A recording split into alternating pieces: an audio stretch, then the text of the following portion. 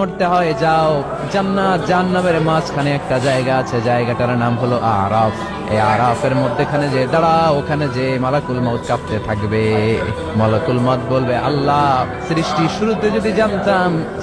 শুরুতে যদি জানতাম সবাইকে মৃত্যু দান করার পরে, রূহ কবজ করার পরে আমাকেও মরতে হবে, তাহলে এই কঠিন দায়িত্বের ব্যাপারে আপনার কাছে ক্ষমা চাইতাম।